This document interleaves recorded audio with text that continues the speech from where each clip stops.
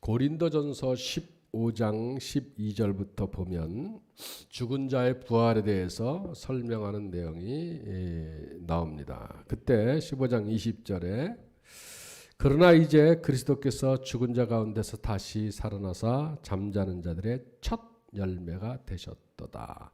예수님의 부활에 대해서 첫 열매라고 소개하고 있어요. 그리고 22절에는 아담 안에서 모든 사람이 죽은 것 같이 그리스도 안에서 모든 사람이 삶을 얻으리라. 그러니까 예수님이 첫 열매가 되셨고 예수님 안에서 두 번째, 세 번째 삶을 얻는다는 거, 열매가 된다는 거예요. 그러니까 예수님이 부활의 첫 열매고 예수 믿는 믿음 안에 있는 자들이 부활의 계속된 열매를 얻게 된다라는 것을 의미합니다. 또 오늘 본문 속에 사도 바울도 11절 말씀 보면 내가 어떻게 해서든지 죽은 자 가운데서 부활에 이르려 하노니, 그러니까 예수님만 부활하는 것이 아니고 우리도 부활할 수 있다는 거예요. 그래서 어떻게 하든지 부활에 이르려고 했다. 그러므로 예수 그리스도를 믿는 믿음 안에 있는 저와 여러분들이 여러분들의 삶에 예수님의 부활의 열매가 있어 주시기를 축원드립니다. 예수님이 부활의 첫 열매가 됐으니 두 번째, 세 번째 열매는 여러분들이 되시기를 축원드립니다. 그런데 오늘 특별히 본문 속에서 바울이 강조하고 있는 부활을 잘 이해를 하셔야 됩니다.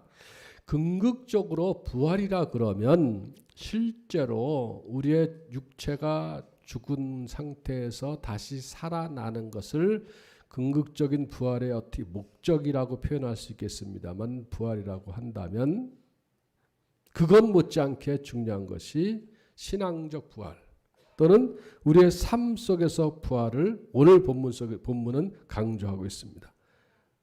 그래서 믿음으로 이 육적인 요소들을 죽이고 그리고 다시 영화로운 삶을 살아가는 신앙의 모습, 이것이 부활이에요. 이런 신앙, 그리고 이것으로 말미암아 우리에게 나타난 10절 말씀에 내가 그리스도와 그 부활의 권능이 여러분 삶 속에 임하게 되기를 축원드립니다. 그래서 먼저 사실은 부활주일이 다음 주일인데 부활주일은 우리가 축제를 하잖아요.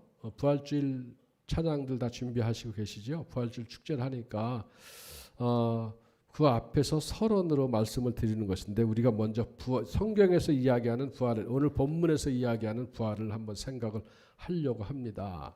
그래서 오늘 본문 속에 내가 그리스도와 그 부활의 권능에서 부활이란 말이 나오는데, 이 부활이란 말을 부활절, 영어로 하면 레저렉션이라고 그러는데, 이 부활이란 말은 아나스타미에서 유래된 아나스타시스란 말이에요. 헬라어로. 그런데 이 말이 어떤 뜻이냐면 일으키다, 세우다, 누운 자를 일으키다, 또는 죽은 자를 살리다, 건물을 짓다, 건물을 세우다, 또는 어느 자리, 어느 위치에 오르다, 내가 왕이 됐다는 그 위치에 오르다 할 때 쓰는 말이 바로 아나스타시스란 말이에요. 이 부활이란 말.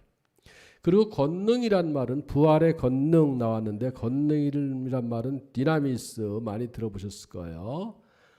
강력한 힘, 능력 또는 강하다, 능하다. 제가 기억하기는 여러분 다이나마이트란 말 있죠? 여기서 나온 말이라 그래요. 디나미스에서 나오는 말이라 그러는데, 그러니까 부활의 권능이라는 것은 뭐냐 하면 예수 그리스도를 말미암아 믿는 자들의 부활은, 그 부활은 권능이 있어서 어떤 장애도 뛰어넘는다는 거예요. 죽음도 뛰어넘는다는 거예요. 그리고 그 부활은 반드시 예수님께서 첫 열매가 되셨으니까 이루어진다는 겁니다.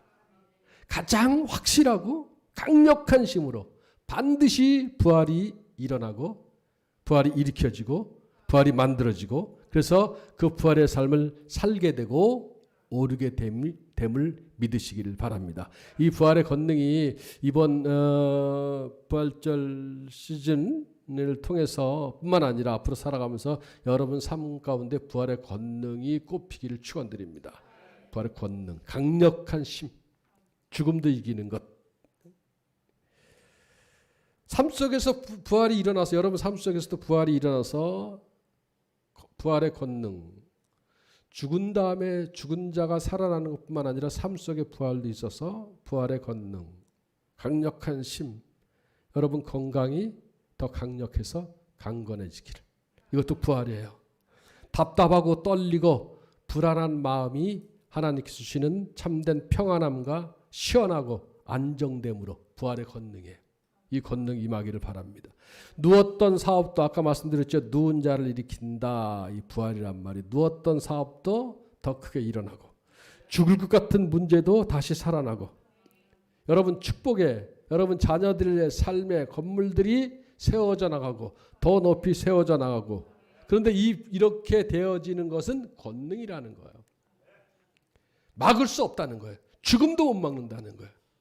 여러분들이 우리가 예수를 믿고 구원받았습니다. 예수 믿고 우리가 구원을 보장받았는데 그래서 나중에 부활하게 되는데 그것뿐만 아니라 지금 사도 바울처럼 지금 우리가 살아가는 삶의 현장에서도 부활이 있게 되고 바울도 부활을 소망했던 것처럼 우리가 부활이 우리 삶 가운데 임하게 되는데 이것은 100% 확신할 수 있다는 거예요. 확실하다는 거예요. 그리고 이 부활의 힘은 어떤 것도 가로막을 수 없다는 거예요. 믿으시기를 바랍니다. 왜 거기 세상 사람들이 세상에서 있는 어떤 어려운 문제들 또는 뭐 육체의 질병 내 앞에 놓여 있는 장애들 왜 거기에 전전긍긍하냐고. 물론 그것 때문에 힘들고 어려울 수 있습니다. 그런데 오늘 성경은 분명히 부활의 권능이 우리의 열매가 되게 해준다 그랬으니까 얼마든지 우리는 그것을 뛰어넘어서 다 망한 것 같은 상태에서도 다시 살아나는 게 부활입니다. 그렇게 되시기를 간절히 축원드립니다. 그렇게 되기 위해서 그 첫 번째로 사도 바울 표현에 의하면 내가 그리스도와 그 부활의 권능과 그 고난의 참여함을 알고자 하여 첫 번째로 그의 죽으심을 본받아. 이 죽으심을 본받는 것은 다음 주에 말씀드릴 거예요. 다음 주. 오늘은 그 두 번째. 어떻게 해서든지 죽은 자 가운데서 부활에 이르려 하노니. 부활에 이르려 해야 된다는 거야.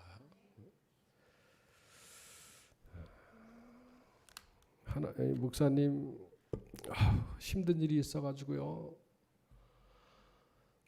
너무 어떻게 될지 모르겠어요. 하고 있는 것이 아니라 어떻게 해서든지 그것에서 예수님이 약속한 부활의 열매, 그 부활의 권능에 이르려고 했다는 거예요. 이게 중요한 거예요. 나는 어떻게 하면 좋아라고 거기서 망설이고 전전긍긍하고 쓰러져 있는 것이 아니라 어떻게 해서든지 부활이 이르려 바울은 부활에 이르려고 했다는 거예요. 바울처럼 많이 환난 받은 사람이 어디 있어요? 바울처럼 많이 감옥에 간 사람이 어디 있어요? 바울처럼 많이 맞은 사람이 어디 있어요? 얼마나 많이 맞았습니까? 3번이나 퇴장해가지고 40에 하나 감한 매를 맞았잖아요. 그럼에도 불구하고 바울처럼 행복한 사람이 어디 있어요? 바울은 어떻게 그런 가운데서도 절망한 것이 아니라 여전히 예수님께서 부활의 열매를 맺었고 우리에게도 부활을 주시는 이 부활을 소망했다는 거예요. 그래서 어떻게 하든지 부활에 이르려고 했다는 거예요. 노력했다는 거예요. 믿음을 가지고 살았다는 거예요. 그래서 내가 어떻게 하든지 해서든지 죽은 자 가운데서 부활에 이르려 했다. 첫 번째 죽은 자라는 의미가 중요해요. 죽은 자. 죽은 자라는 것은 네크로스라 그러는데 시체, 시신 있죠? 죽은 사람의 몸 또는 죽은 것 같은 것 또는 신앙적으로 얘기하면 타락한 것 이때 쓰는 말이 네크로스. 가장 잘 네크로스를 잘 나타내는 부분이 어디냐 하면 누가복음 15장 24절 또는 32절 말씀인데 24절에 이런 표현 써요. 내 아들은 네크로스했다가 내 아들은 죽었다가 다시 살아났으며 내가 잃었다가 다시 얻었노라. 누구 이야기인지 알죠? 형에게 얘기합니다. 큰아들에게 아버지가 내 동생은 죽었다가 살아났으며 내가 잃었다가 얻었기로 우리가 즐거워하고 기뻐하는 것이 마땅하다 하니라. 성경은 그렇게 기록하고 있습니다. 그러니까 아버지가 돌아온 탕자에 대해서 뭐라고 표현하냐면 네크로스 했다는 거예요. 죽었었다는 거예요. 근데 죽었다가 다시 부활했다는 거예요. 살아났다. 형한테도 그런 얘기하는 거. 야, 네 동생 죽었다가 살아났는데 우리가 기뻐해야 되지 않겠냐. 네크로스라는 거. 죽은 것 같은 것. 타락한 것. 시체 같은 것. 그런데 여기서 감동적인 것은 뭐냐면 탕자가 누가복음 15장 이 탕자가 17절에 뭐라고 얘기를 하냐면 나는 여기서 네크로스 되는구나, 줄여 죽는구나라고 생각했어요. 자기는 이제 죽는다라고 생각했어요. 그런데 20절 말씀 보니까 그가 거기서 죽은 것이 아니고 머물러 있었던 것이 아니라 이에 일어나서 아버지께로 돌아가니라, 이렇게 기록한 거예요. 그러니까 어떻게 해서든지 부활에 이르려고 노력한다는 것은 뭐냐면 내가 네크로스한 상태에 이제 끝났어, 망했어, 너무 힘들어, 이 병 때문에 어떻게 될지 모르겠어, 내 마음에 있는 상처 때문에 나는 그냥 막 엉망진창이야 라고 거기서 앉아있는 것이 아니라, 이런 사람에게 부활의 권능이 임하는 것이 아니라 여기서 일어나서 하나님께로 나아가는 사람에게 부활의 권능이 임한다는 거예요. 그리고 아버지의 심은 이 아들이 돌아왔을 때 엄청나게 가락지를 끼고 옷을 입히고 고기를 잡고 잔치를 베풀었잖아요. 큰, 이게 아버지의 심이에요. 부활의 권능이라는 거예요.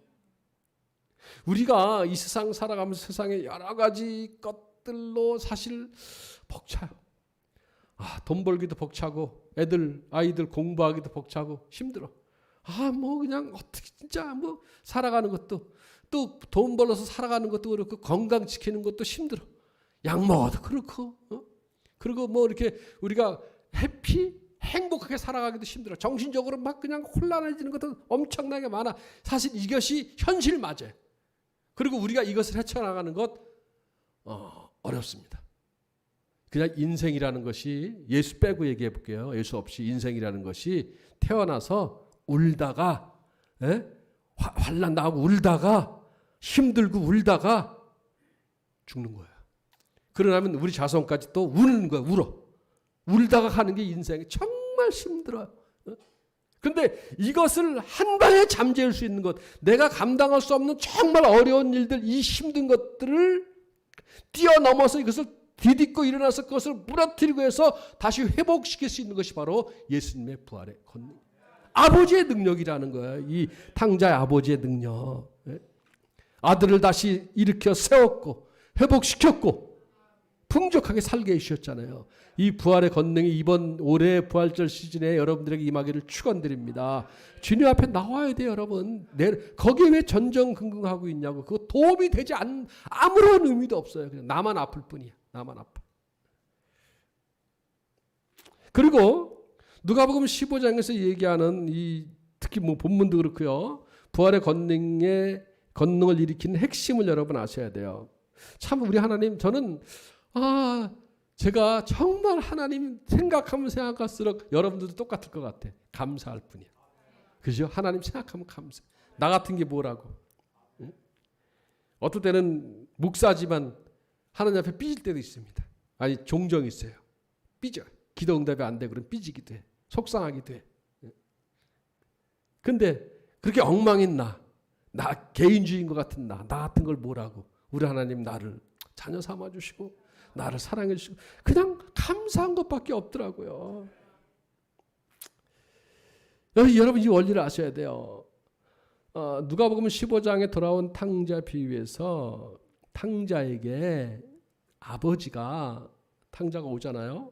근데 막 달려가요. 저쪽에서 오니까 막 아버지가 달려가요.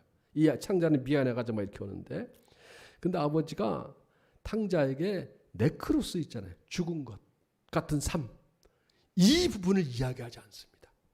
너 왜 그렇게 살았어? 너 왜 나를 버리고 떠났어? 너 이렇게 엉망진창으로 썼어? 너 왜 범죄를 저질렀어? 너 왜 네크로스 했어? 너 왜 죽었어? 너 왜 그래? 너 왜 그렇게 살아? 나 한마디도 그러지 않았습니다.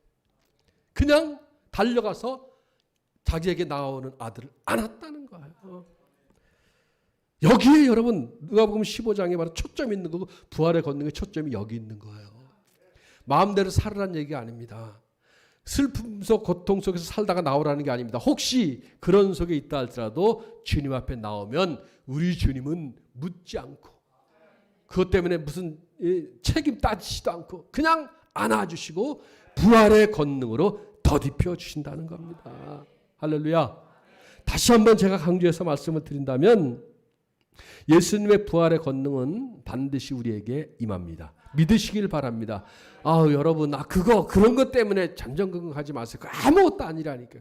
예수님의 심 앞에서, 예? 탕자가 밥 한 끼 돼지 죽 먹었잖아요. 돼지 먹는 거. 아버지 앞에서 그건 아무것도 아닌데 그것 때문에 전전긍긍하고 먹는 것 때문에 아픈 것 때문에 속상한 것 때문에 부활의 권능은 반드시 우리에게 임하게 됨을 믿으시길 바랍니다. 여러분들 에워싸고 있고 나를 가로막고 있고 나를 지치게 하고 있고 나를 힘들게 하고 있고 나를 죽어가게 하고 있고 그 모든 것에서 부활이 일어나기를 축원드립니다. 그리고 그 모든 것에서 부활이 일어난다는 겁니다. 오늘 사도 바울이 고백했던 것처럼 내가 이미 얻었함도 아니요 온전히 이뤘함도 아니라 오직 내가 그리스도 예수께 잡힌 바 된 그것을 잡으려고 달려가노라. 머물고 있지 않았어요. 네크로스한 상태에 머물고 있지 않았어요. 달려간다 그래. 달려간다. 푯대를 향하여 그리스도 예수 안에서 하나님이 위해서 부르신 부름의 상을 위하여 달려가노라. 14절 말씀에 달려간다는 거예요. 머물고 있지 마세요. 낙심의 자리에 머물고 있지 마세요. 부활을 향해서 달려가시란 말이에요.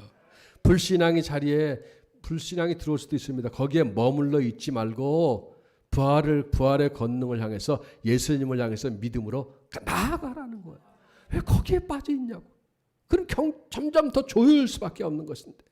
의심의 자리도 마찬가지고 의심이 오면 떨쳐버리고 하나님께 나아가면 되는 거예요.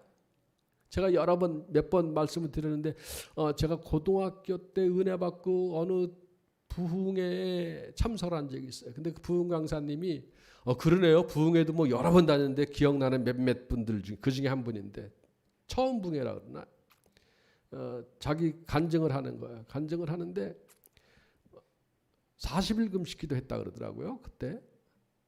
근데 금식 기도가 너무 힘들더래. 산에 가서 이제 산에 가서 기도하는데 너무 여러분 금식해 보신 분 알잖아요. 냄새가 4km밖에 있는 고기 튀기는 냄새가 난다니까. 금식하면 막 힘들어 막 미치겠다 막 이러고 있는데 기도하는데 음성이 들리더래.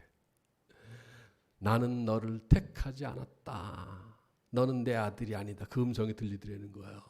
뭐 마귀의 음성이겠지. 그래서 성경책을 깔고 정말로 하나님 이게 무슨 말씀입니까 하고 그냥 간절히 기도하고 눈을 떠보니까 20일이 지났더래. 아이 못 믿겠어. 아니 그 강사님 그랬어요. 20일이 지났더래. 그냥 그래서 자기 거듭났다는 표현을 얘기해. 여러분 정말 내가 예수 믿는데 왜 이렇게 힘들어 어려워. 거기에 머물러 있지 말고 부활의 권능 앞으로 나오란 말이에요. 하나님께 나오란 말이에요. 그 짐을 지고 나오든지 벗고 나오든지 십자가를 지고 나오든지 아니면 아무튼 나오란 말이에요. 왜 거기서 전전긍긍하고 발동 걸리고 나 어떻게 슬픔의 자리도 슬퍼만 하고 있는 거 아니에요. 실패했으면 실패한 거지 뭐 어떻게 하겠어. 나오면 하나님이 부활의 권능으로 우리에게 채워주시는데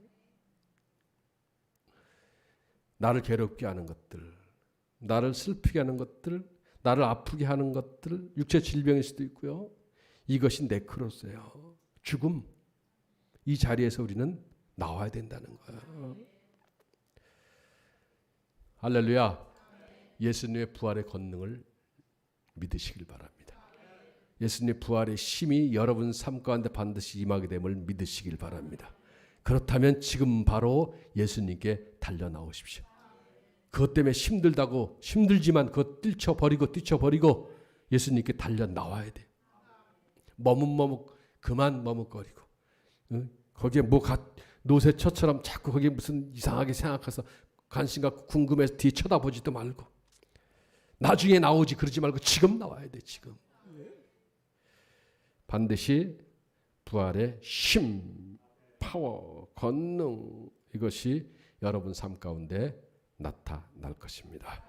눈 감으시고 오늘 주신 말씀 붙들고 내가 아직도 전전긍긍하고 있는 이 죽음의 자리에서 부활의 권능으로 예수님 앞에 나오기 위해서 다 떨쳐버리고 일어나서 뛰어나오기 위해서 통성으로 결단의 기도를 드립니다. 통성으로 기도합니다. 자비로우신 아버지 하나님 은혜와 사랑을 진심으로 감사합니다.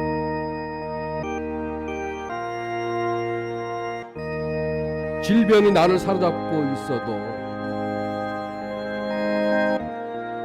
슬픈 문제가 나를 사로잡고 있어도,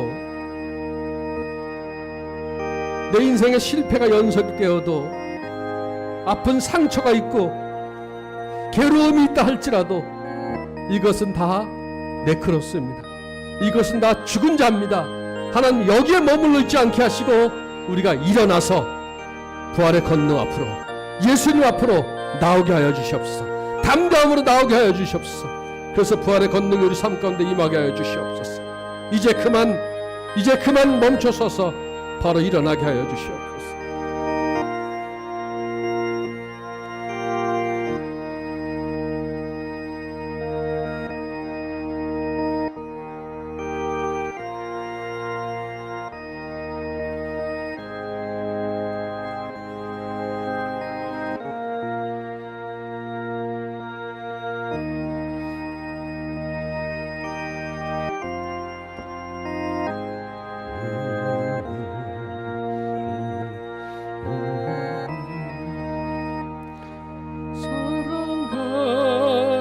내 아들아 부르시는 내 아버지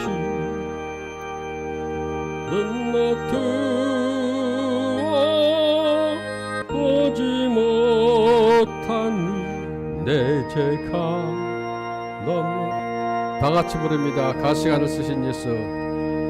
가시관을 쓰신 예수 나로라 부르실 때에 방탕한 길 못 버리고 세상 길로만 향했네. 사랑하는 내 아들아 부르시는 내 아버지 눈 뜨어 보지 못하니 내 죄가 너무 큽니다. 어찌할꼬 이 내 죄를 어찌 다 용서받을까. 두 손 모아 참회하니 흐르는 눈물뿐이라. 골고다의 보혈의 피 무거운 짐 벗기시어 전국 백성 되게 하시니 그 사랑 갚을 길 없네. 넓고 큰 길 가기보다 가시밭길을 택하리. 하늘 영광 사모하며